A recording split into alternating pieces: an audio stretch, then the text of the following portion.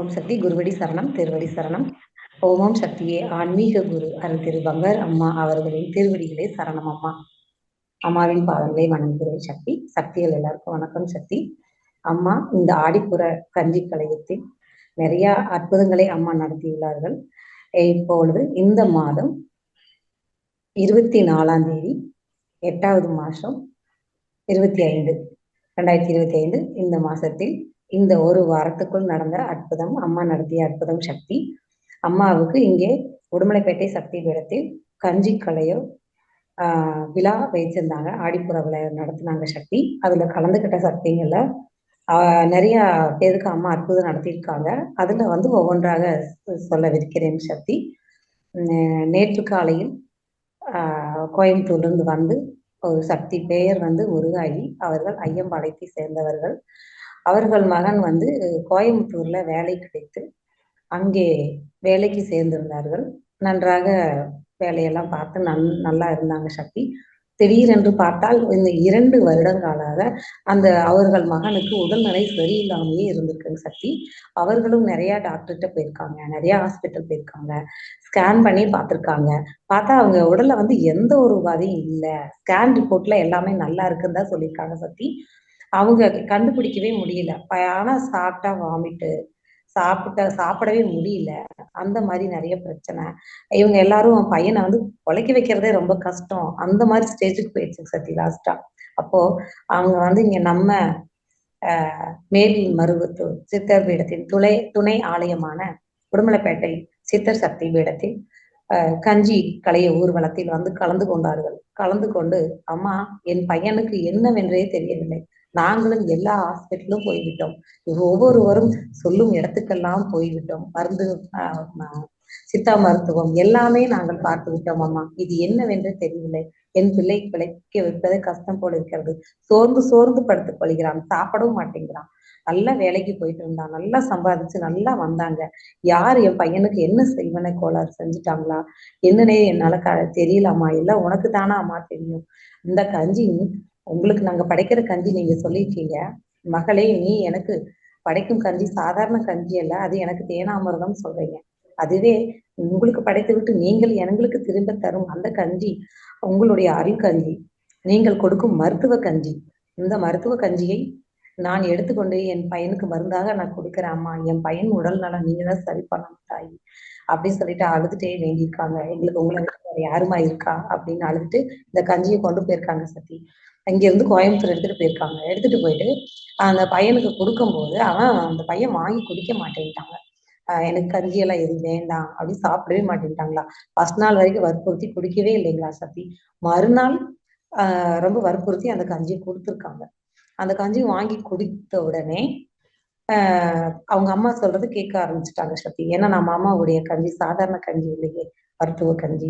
என்ன உடல்ல இருக்கிற உபாதைகளையும் சரி பண்ற கஞ்சி சக்தி. என்னுடைய அனுபவத்துல நான் கண்முன்னே பார்த்ததும் கேட்டதுலையும் நிறைய அற்புதங்கள் நடந்திருக்குதுங்க சக்தி நம்ம அம்மாவுடைய கஞ்சினால. அப்போ மறுநாளே ஒரு பக்கம் ஒரு சக்தி சொல்லியிருக்காங்க, இந்த மாதிரி ஒரு இடத்துக்கு போங்க. அந்த இடத்துல உள்ளுக்குள்ள வயிற்றுல இந்த தொக்கம் எடுக்கிறதுன்னு சொல்லுவாங்க. அந்த மாதிரி மருந்து ஏதாவது உள்ள இருந்ததுன்னா, செய்வன கோளாறு மாதிரி மருந்து இருந்தா அதை எடுத்துருவாங்க. அந்த இடத்துக்கு போங்கன்னு சொல்லியிருக்காங்க. அவங்க 25ஆம் தேதி கஞ்சி கொடுத்துட்டு 26ஆம் தேதி செவ்வாய்க்கிழமை அழைச்சிட்டு போயிருக்காங்க சக்தி. அழைச்சிட்டு போயிட்டு அங்க போய் பார்த்தாங்க சக்தி. அது மருந்து இவ்வளவு பெருசு அளவுல வெளியில வந்திருக்குங்க சக்தி. எடுத்திருக்காங்க. அதுல பாத்தீங்கன்னா முடியெல்லாம் முளைச்சிருந்த மாதிரி முளைச்சிருக்கு. ஏன்னா 2 வருஷம் ஆயிடுச்சு இல்லைங்களா. முடி மாதிரி தலைமுடி மாதிரி முளைச்சு இருந்திருக்கு சக்தி. அப்படி ஒரு மருந்து உள்ள இருந்திருக்கு.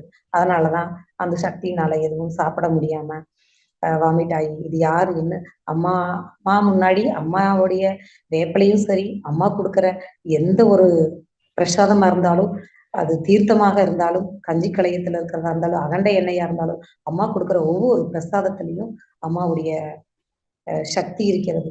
எந்த ஒரு பில்லி சூனியம் எவ்வளவு இருந்தாலும் வெளியே வந்துரும் அப்படின்னு சொல்றது போல அந்த பையனுக்கு வச்சிருந்த அந்த மருந்து வெளியே வந்துருச்சுங்க சக்தி. வந்ததுக்கு அப்புறம் பாத்தீங்கன்னா அவன் ஒரு மாதிரி எடுத்ததுக்கு அப்புறம் மறுநாள் கொஞ்சம் நல்லா ஃப்ரெஷ் ஆயிட்டாங்களாம். நல்லா இருந்தானா.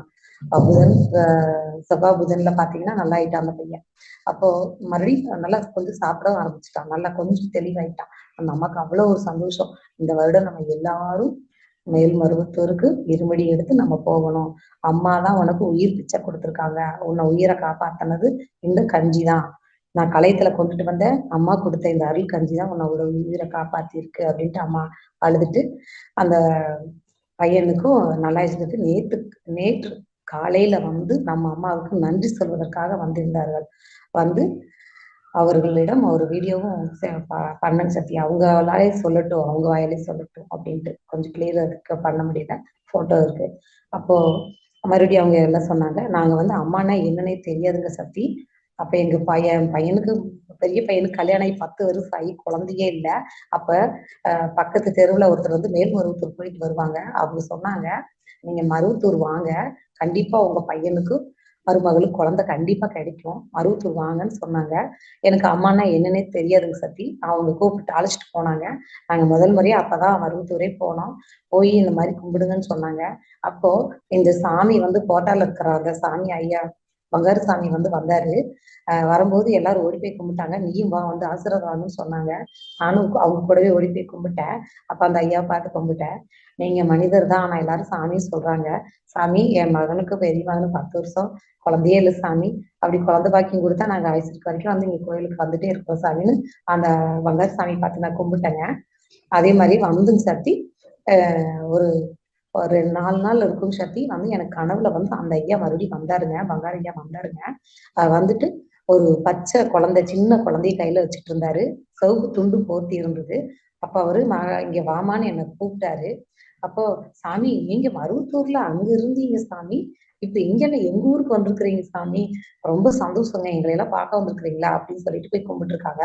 இந்தா, நீதான குழந்தை வேணும்னு கேட்ட, இந்த குடி அப்படி சொல்லி அந்த குழந்தைய எடுத்து சவுக்கு துண்டுல பொத்தி ஒரு சின்ன பச்சை குழந்தைங்களா சாமி, அது கொடுத்தாங்க என்கிட்ட. அப்ப நான் போய் சாமி, இப்ப நான் இப்போ கேட்டுட்டு வந்த வரத்தை நீங்க வந்து எங்களுக்கு நேர்லயே கொடுக்கறதுக்கு வந்திருக்கிறீங்களா அப்படின்னு சொல்லிட்டு அந்த குழந்தைய போய் கையில வாங்கியிருக்காங்க.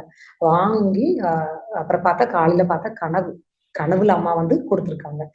அதே பழைய சக்தி 10 மாசத்துல அவங்களுக்கு ரெட்டை குழந்தை வந்து ஒரு 6 மாசத்துலயே ஸ்கேன் பண்ணி பார்த்துருக்காங்க. ரெட்டை குழந்தை ஒரு 10 மாசத்துக்கும் போது அந்த 2 குழந்தையும் பிறக்கும்போது ஒண்ணு வந்து எடை ரொம்ப கம்மியா, ஒண்ணு 1/2 கிலோ, ஒண்ணு 3/4 கிலோ, அந்த மாதிரி ரொம்ப எடை கம்மியா இருந்திருக்கு சக்தி. அப்போ புடைக்க வைக்கிறது கொஞ்சம் கஷ்டம் அப்படின்னு சொல்லியிருக்காங்க. அப்பவும் வந்து அவங்க மருவத்தூர் வர முடியல அவங்கனால. கிராமம், அவங்க ஐயம்பாளையம் கிராமம். அப்ப அழுது கும்பிட்டு இருக்காங்க, அம்மா நீங்க தான் கனவுல கொண்டு வந்து குழந்தை கொடுத்தீங்க, இப்போ 1க்கு 2ஆ கொடுத்துருக்கீங்க, ஒரு எடை ரொம்ப கம்மியா இருக்குது அப்படின்னு சொல்றாங்க. நீங்க தாம்மா காப்பாத்தி கொடுக்கணும் அப்படின்னு சொல்லிட்டு அழுதுகிட்டே இருந்திருக்காங்க. அப்போ ஒரு சக்தி வந்து அவங்க பக்கத்துல இருந்த மன்றத்துல இருந்து தீர்த்தம் கொண்டு வந்து கொடுத்துருக்காங்க. இது கொண்டு போய் கொடுங்க, அதாவது அவன் தாய்க்கு கொடுங்க அப்படின்னு சொல்லிட்டு, முடிஞ்சா உள்ள போனா அந்த குழந்தைக்கு லைட்டா தொட்டு மட்டும் தடவி விட்டுருக்காங்கன்னு சொல்லியிருக்காங்க. அதே மாதிரி அவங்களும் உள்ள குழந்தைய பார்க்க போகும்போது தெரியாம இந்த தீர்த்தத்தை தடவி மட்டும் வச்சுட்டு வந்திருக்காங்க சுத்தி. அப்புறம் அம்மா அருளால, அம்மா ஆசீர்வாதத்தால, அம்மா தான் கருணை உள்ள தெய்வங்களே. அப்போ அந்த குழந்தைக்கு வந்து நல்லா ஊறிட்டாங்க, எடையும் வந்துருச்சு. ஆனா வீட்டுக்கு அழைச்சிட்டு போகும்போது பார்த்தா செலவாயிருச்சு. பிரைவேட் ஹாஸ்பிட்டலுங்க, பணம் கட்ட வேண்டியதாயிருச்சு.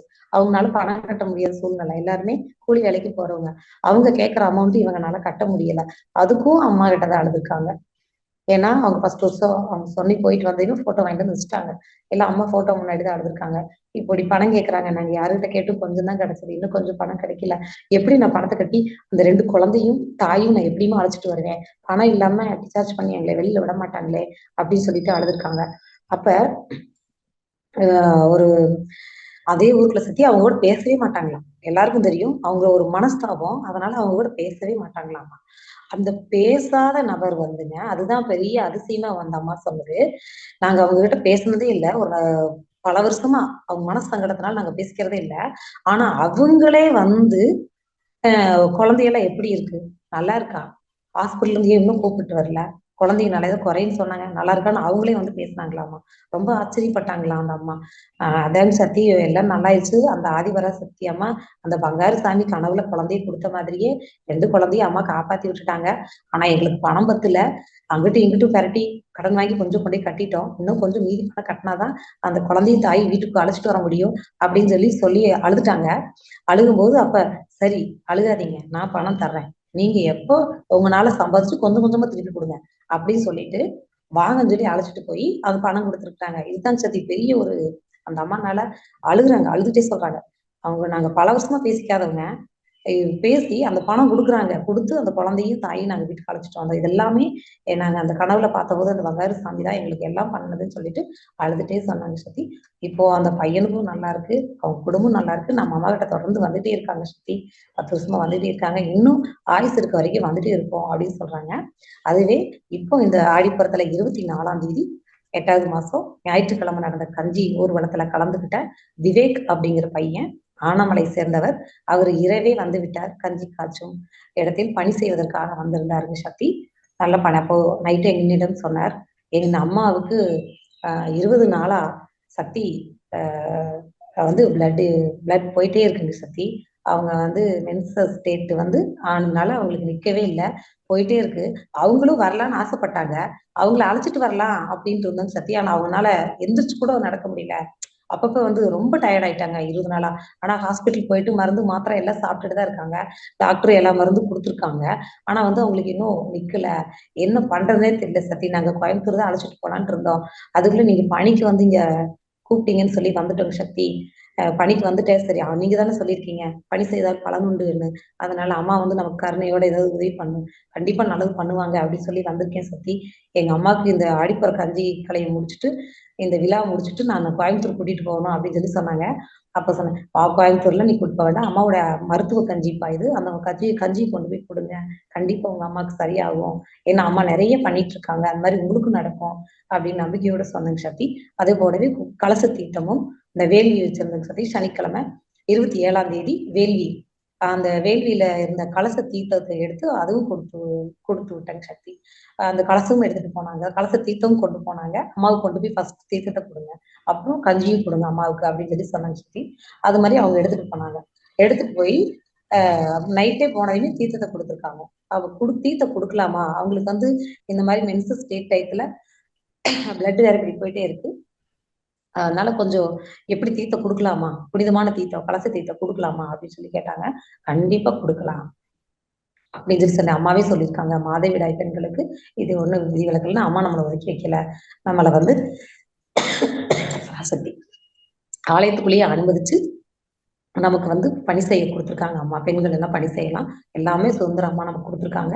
கண்டிப்பா தீர்த்தத்தையும் கொடுங்க, கஞ்சியும் கொடுங்க அப்படின்னு சொல்லி சொன்னாங்க சக்தி. பெரிய அதிசயம், பெரிய ஆச்சரியம் அப்படின்னு கேட்டீங்கன்னா, பையன் போன் பண்ணி அழுதுகிட்டே சொல்றான். அவன் சொல்றான் சக்தி, நான் முதல்ல சாமியே கும்பிடவே மாட்டேன். 2 வருஷமா தான் எல்லாம் பணிக்கு வர்றாங்கன்னு சொல்லி கூப்பிட்டாங்க. எங்க அண்ணி எல்லாம் கூப்பிட்டாங்கன்னு சொல்லி நீங்க கூப்பிட்டீங்கன்னு சொல்லி வந்தேங்க சக்தி. இவ்வளவு பெரிய அதிசயம், எவ்வளவு பெரிய அற்புதம் இந்த தீர்த்தத்துக்கும் இந்த கஞ்சிக்கு இருக்கு அப்படிங்கிறத நான் உணர்ந்தேங்க சக்தி. சாமியே கும்பிடாத எனக்கு இந்த மாதிரி எவ்வளவு ஒரு சக்தி இருக்கு நம்ம மருவத்தூர் அம்மாட்ட அப்படிங்கிற அந்த பையன் ஆச்சரியத்தோட அதிசயமா சொன்னாங்க சக்தி. நைட்டு போனதே தீர்த்தம் கொடுத்துருக்கான், அம்மாவோட கஞ்சி கொடுத்துருக்கான். அந்த அம்மா பானையோட வாங்கி கடகட கடகடன்னு பூரா குடிச்சிட்டாங்களா சக்தி. யாருக்கு கொஞ்சம் கூட கொடுக்காம எங்க அம்மா பானையை வாங்கி அப்படி குடிச்சிட்டாங்க சக்தி. நான் கொண்டு போனதை அப்படின்னு சொல்லி காலையில நான் இங்க 2 நாள் படி செஞ்சுட்டு போனதுனால டயர்டா ஒரு 8, 9 மணி தூங்கிட்டேங்க சத்தி. எழுந்து பாக்குறேன் எங்க அம்மாவை காணோம். எங்க அம்மா எங்கன்னு என் மனைவிட்ட கேக்குறேன். அம்மாவை காணோம் அப்படின்னு கேக்குறேன். அவங்க 6 மணிக்கே எழுந்துட்டாங்க. எழுந்து குளிச்சுட்டு எனக்கு உடம்பு இப்ப சுத்தமா இருக்கு. நைட்ல இருந்து எதுவுமே எனக்கு தீட்டே படல, பிளட்டே படல, உடம்பு சுத்தமா இருக்கு, சுறுசுறுப்பா இருக்கு, நல்லா இருக்கு அப்படின்னு சொல்லிட்டு 6:30க்கெல்லாம் உங்க அம்மா சமையல் பண்ணி எடுத்துட்டு வேலைக்கு போயிட்டாங்க அப்படின்னு சொல்றாங்க சக்தி. என்ன பெரிய 20 நாள் அந்த தீர்த்தம் சாப்பிட்டு கஞ்சி சாப்பிட்ற நாள் 22வது நாள், 22 நாள் படுகடைய படுத்திருந்த அந்த தாய் முடியாம மருந்து மாத்திரை சாப்பிட்டு ஊசி போட்டுட்டு இந்த மாதிரி அம்மா வந்து கஞ்சி இது மகனே, நான் நான் கொடுக்கும் கஞ்சி, நீங்கள் படைக்கும் கஞ்சி எனக்கு தேனாமிர்தம், நான் கொடுக்கும் பிரசாத கஞ்சி சாதாரண கஞ்சி இல்ல, அது மருத்துவ கஞ்சி, அருள் கஞ்சி, அற்புத கஞ்சி அப்படின்னு போல இந்த அற்புதமான இந்த கஞ்சி அம்மா கொடுத்த அருள் கஞ்சியில நிறைய அற்புதங்களை அம்மா நடத்தி இருக்கிறார்கள். மீண்டும் அடுத்த வாரம் அம்மா நடத்திய அற்புதங்களை சொல்றதுக்கு வாய்ப்புகள் கொடுங்க சக்தி. இப்போ அந்த அம்மா நல்லா இருக்காங்க, வேலைக்கு போயிட்டு இருக்காங்க சக்தி. அப்படி ஒரு அதிசய அற்புதம் நம்மளுடைய ஆடிப்புற கஞ்சியில நடந்துட்டு இருக்குங்க சக்தி. இன்னும் நிறைய இருக்குங்க. அடுத்த வாரம் மீண்டும் பேசுறேன் சக்தி. ஓம் சக்தி. வாய்ப்பினை கொடுத்த சக்திகளுக்கும் நம்மளுடைய குரு தெய்வத்துக்கும் கோடான கோடி நன்றிகள். ஓம் சக்தி. குருவடி சரணம், திருவடி சரணம்.